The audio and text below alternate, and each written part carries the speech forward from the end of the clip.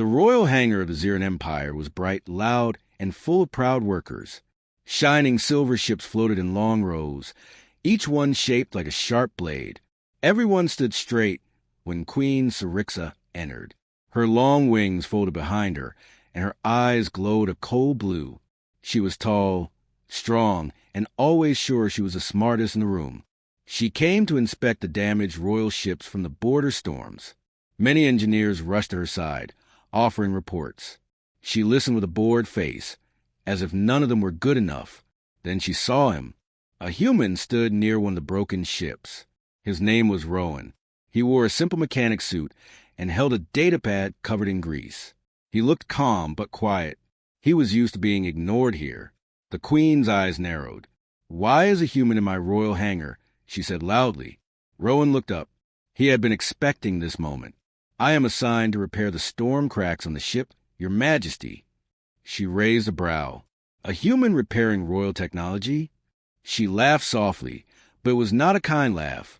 "Tell me, human, do you even understand how these engines work?" The Ziran engineers around her chuckled. Rowan stayed polite. "I understand the energy pathways, yes." "That is impossible," a Ziran engineer said. "Humans are simple tool workers. You only fix small machines." Queen Syrixa stepped closer to Rowan. She looked at him the way someone looks at a bug. "Humans should clean oil, not touch royal systems," she said. "Why are you even standing near this ship?" Rowan did not argue. He knew this world well. Humans were seen as useful, but not smart, not important. He simply bowed his head and answered, "Because I finished the repair." The Queen frowned. "Finished? Show me." Rowan tapped the datapad. The ship lights brightened smoothly. The damaged core hummed without a single skip. The engineers looked confused. It was perfect work. Still, the Queen refused to be impressed. "Lucky guess," she said. "Even simple minds can copy." Rowan stayed silent. He had no reason to fight back. Not yet. Queen Syrixa turned away, already bored.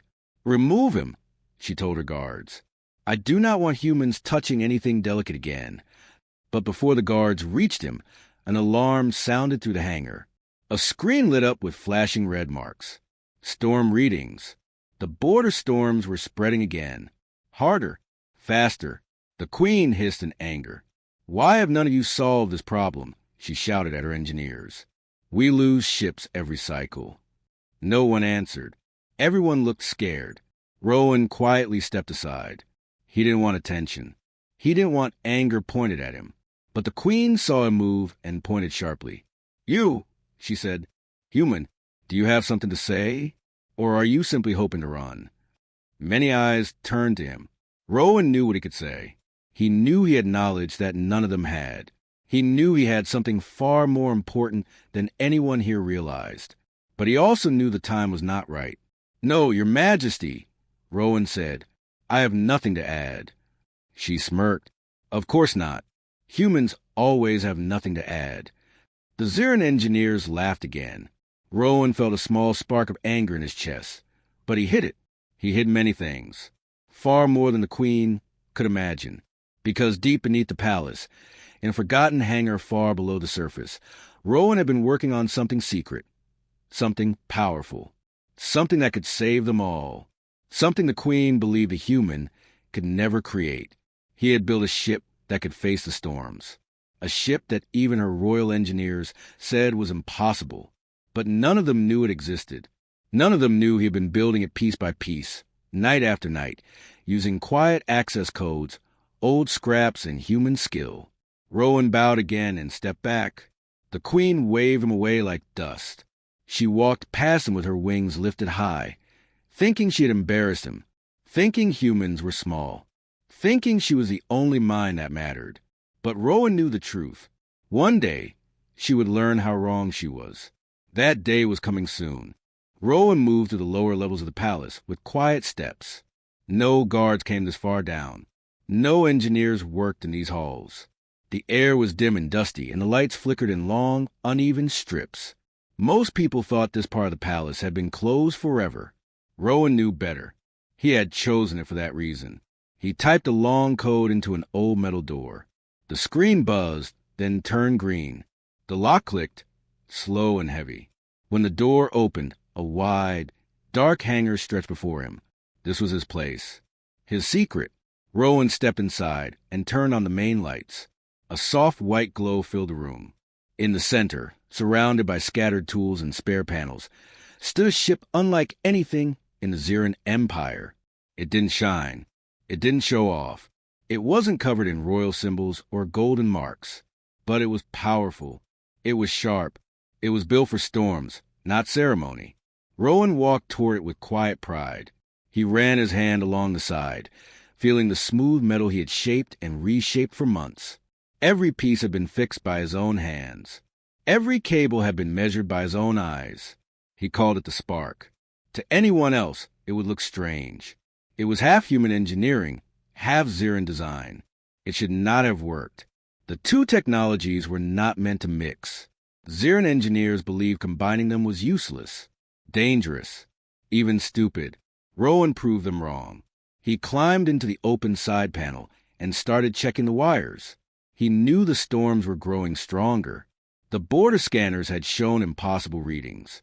Ships were being lost. Entire patrols had vanished. The Xeran Empire was scared, even if the Queen pretended she wasn't. But Rowan understood storms differently.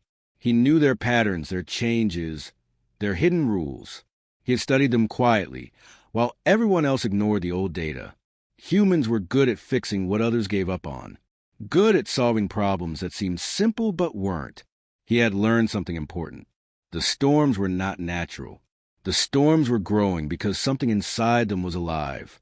That was why he built the Spark. It was the only ship fast enough, strong enough, and flexible enough to enter a living storm. Xeran ships relied on power and shields. Human ships relied on movement and shape. Rowan combined the two into something new, something smart. He checked the engine next. A soft blue glow pulsed deep inside. It was steady today. Last week it flickered. Rowan tightened the outer bolts and smiled. "Good," he said softly. "You're ready." He worked with care, but his thoughts kept returning to the Queen. He remembered her laugh, her eyes filled with pride but empty of curiosity. She didn't want help. She didn't want ideas. She only wanted respect, even when she didn't earn it. Rowan didn't like being treated as small, but he didn't want revenge. He wanted something bigger. He wanted the truth about the storms. He wanted the Empire to survive. He wanted everyone, Xeran and human, to stop underestimating each other. But he also knew that when the Queen learned about this ship, she would be furious. She would think he had stolen. She would think he had broken laws. She would see him as a threat, not a builder. Rowan wiped the grease from his hands and stepped back. The Spark hummed softly, like it could feel his presence. He walked around it, checking every surface. The wings folded in clean lines. The storm panels were smooth. The energy pipes glowed a calm white. It looked ready to fly. But he wasn't ready yet. He still needed a test run. Rowan grabbed a small case from the corner. Tools, sensors, and one old human datapad sat inside. He climbed into the ship's cockpit. The seat adjusted to his shape.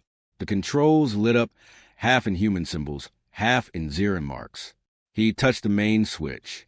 The engine responded with a deep, steady hum. Not too loud, not too weak. Perfect. Rowan exhaled slowly. "You're hiding now," he whispered to the ship. "But soon they will need you." He thought of the Queen again, her voice, her pride, her refusal to hear him. She believed humans could not understand the storms. She believed only Xerans could protect the Empire. She was wrong. The hangar lights flickered again. Somewhere above, alarms echoed faintly. More storms. Stronger storms. The palace was worried, whether the Queen admitted it or not. Rowan looked at the ship one more time. He touched the metal lightly like a promise. "No one knows you exist," he said, "and that will save us." Then he turned off the lights, closed the door, and left the secret hangar behind, its treasure hidden once more in the shadows. The storm began without warning. One moment the sky above the Xeran capital was clear, glowing with soft silver clouds. The next moment the alarm screamed so loudly that windows shook and walls trembled. People stopped in the streets and stared upward as the clouds twisted into a huge dark spiral, pulling the light into its center. It was bigger than anything the city had ever seen. High in the palace, Queen Vera stood on her balcony, eyes wide, voice tight with anger and fear. She shouted orders to her guards, but her words were lost in the wind. Her wings pressed close to her back as the storm pulled at the air. She had seen many storms in her life, but this one was wrong. This one felt alive. Inside the engineering bay, Rowan heard the alarms and froze. He had been repairing a small power unit when everything around him started shaking. His tools rolled across the table. Sparks burst from the ceiling. A wave of cold air rushed through the hallway, carrying the same strange feeling he had noticed in the sensor readings. He dropped the tool and ran. Crowds pushed through the palace corridors. People shouted, guards yelled commands, and workers hid under the tables as pieces of the ceiling fell. The storm outside was growing faster, spinning harder, called like a voice no one understood. Rowan did understand. Or at least he recognized the pattern. This was not a normal storm. It was the same shape as the one that had destroyed a Xeran scout fleet just 2 months earlier. The same pattern that swallowed a human trading ship last year. The same readings he found deep in the old archives, a warning everyone ignored. He had tried to tell the engineers. They laughed. He had tried to tell the commanders. They dismissed him. He had tried to tell the queen. She mocked him. Now the storm was here, large enough to break the palace and swallow the entire capital. Rowan pushed through the crowd and reached a quiet hallway, one that led to the lower levels. He ran down the steps, almost sliding on the smooth stone. He didn't stop until he reached the old metal door that no one else used. His hands shook as he typed the long code. The screen flashed green. He slipped inside and sealed the door behind him. The secret hangar was dark and silent. But the moment the spark sensed him, the ship's lights turned on with a soft glow. Panels warmed. Engines hummed. It felt like the ship was waking up on its own. Rowan didn't waste a second. He ran to the cockpit, climbed in, and strapped himself down. Above him, the storm roared. The whole palace shook again. He had always hoped the day would come when the Empire would ask him for help, when they would realize that he had built something important, something powerful. Something that could solve the problem no one else understood. That day didn't come. The storm came first. Rowan started the engine. The hangar filled with blue light. The sparks' wings unfolded, their metal surfaces shimmering like flowing water. The ship was built for one purpose, to face storms no normal ship could survive. He checked the controls quickly. Everything was ready. Then he heard a sound. Footsteps. Someone had followed him. He stiffened. For a moment, he thought it might be the guards, maybe even the queen herself. But when the door slid open, a small figure appeared, a palace child no older than 10, shaking with fear. She stared at the ship with wide eyes. Is it safe here? Rowan blinked, surprised.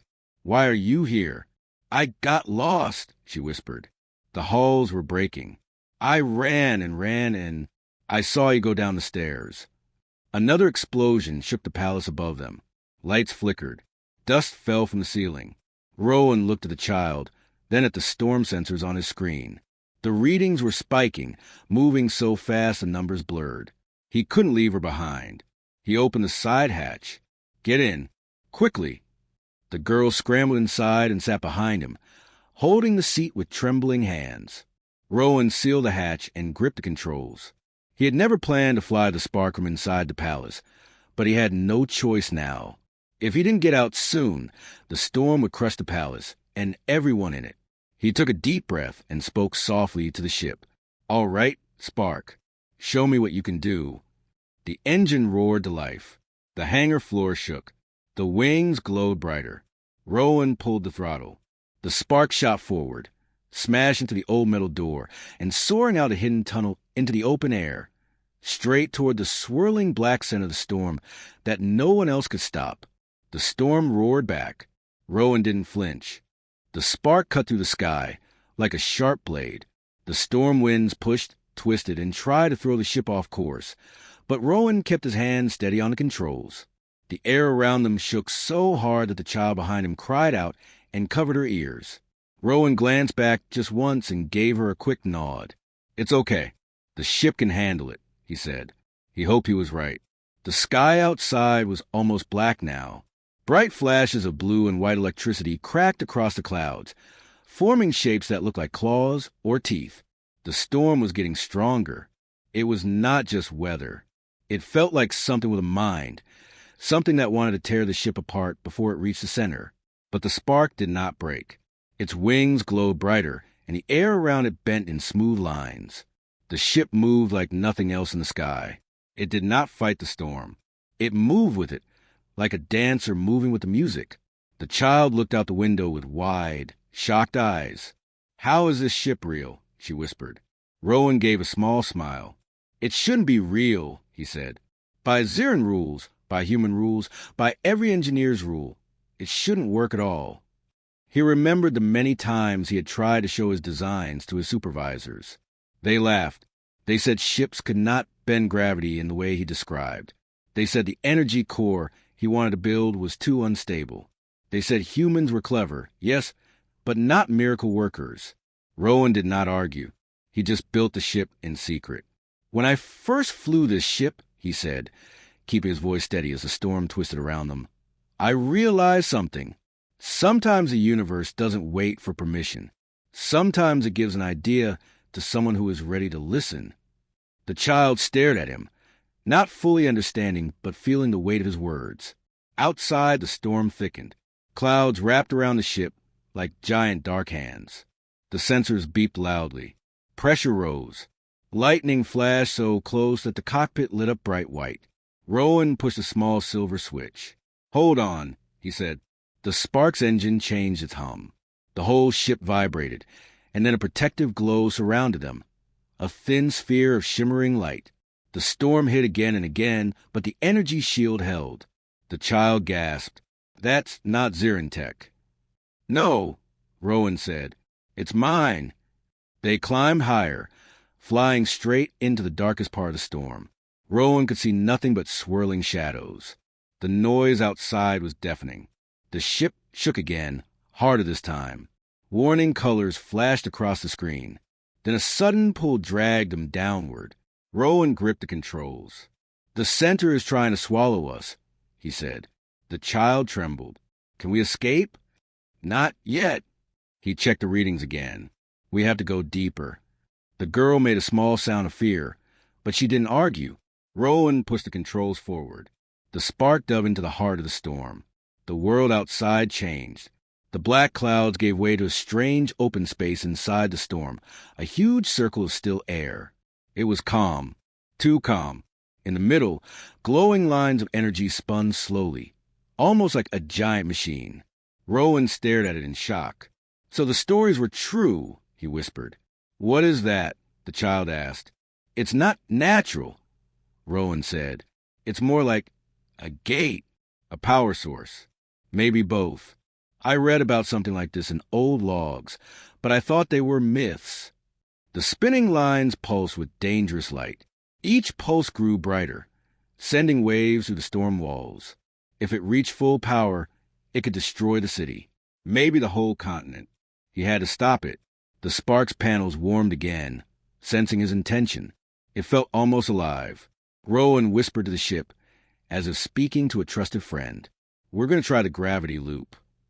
The ship hummed in response. Rowan flipped several switches. The engines whined loudly. The ship tilted and faced the glowing machine at the storm center. It pulled them forward, faster and faster. The child held her breath. The spark moved so quickly that everything outside blurred. Gravity twisted. Space shook. Rowan felt pressure crush against his chest. But he kept going. The ship entered the spinning lines of energy. The world turned white. A loud blast echoed through the storm. Then silence. Rowan blinked and looked around. The storm walls were breaking apart.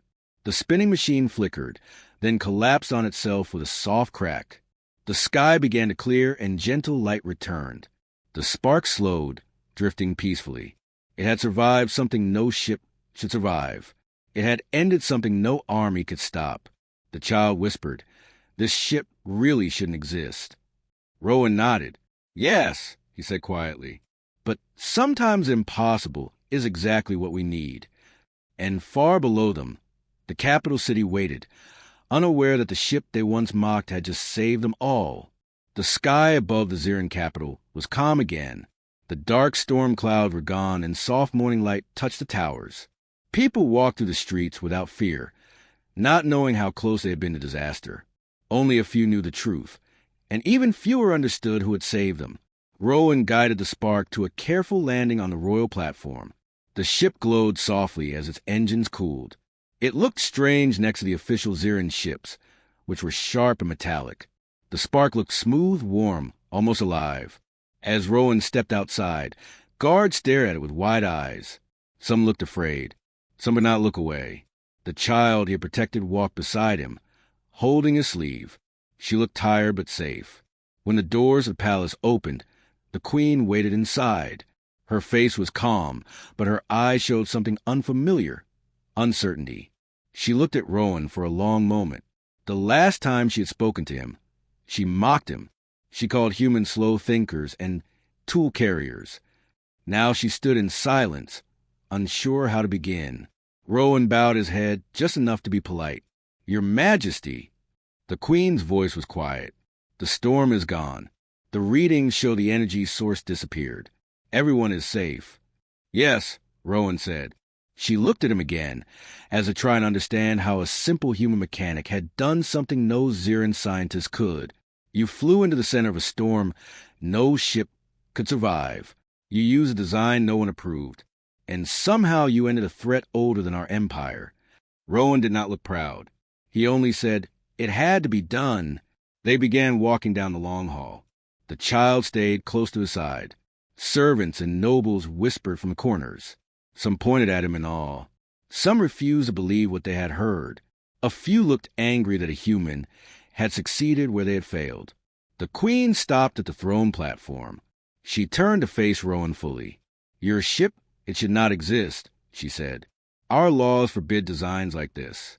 Our council rejects ideas so different from our own. But today, your impossible ship saved us." She paused for a moment. "Why did you build it?" Rowan looked down at his hands. They were stained with engine oil, even now, because someone needed to. The queen blinked, surprised by the simple answer. He continued, "When people tell you something is impossible, it only means they cannot imagine it. But someone has to imagine new things. Someone has to try. I could not stop thinking about this ship, so I built it." The queen studied him carefully. She had ruled for many years. She had seen war, betrayal, and pride. But she had never seen someone like Rowan, someone who didn't want power, glory, or titles. He only wanted to build something that helped. "You changed the fate of this city," she said, "and maybe the fate of our entire empire." Rowan did not answer. He simply waited. The queen looked at the guards. Bring the council. One by one, high officials entered the hall. Their robes sparkled. Their expressions were sharp and proud. Some already seemed annoyed to be called so early. When they saw Rowan, their faces hardened. The queen lifted her hand. "Rowan of Earth," she said, her voice strong and echoing through the hall. "Use the forbidden design to save our people. His ship is unlike anything in the Empire. Its technology is beyond our own. Today, he prevented a disaster we could not stop." The council members whispered among themselves.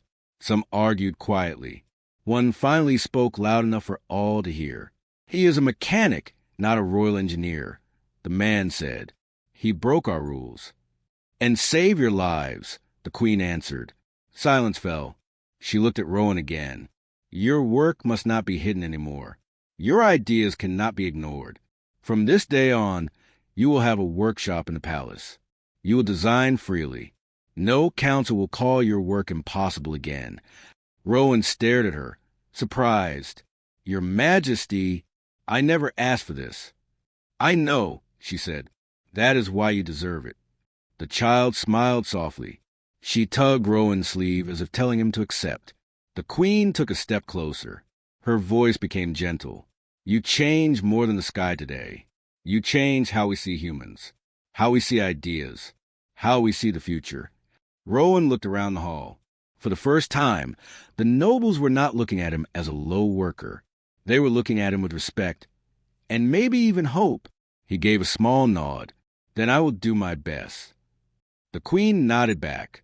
Good, because the Empire will need your kind of thinking. Outside the tall windows, the sky shone bright and clear. The world looked wider than before, as if waiting for new things to be built. Rowan walked out of the hall with the child beside him. Behind them, the spark rested quietly on the platform. Proof that one mechanic with impossible ideas could change an entire empire.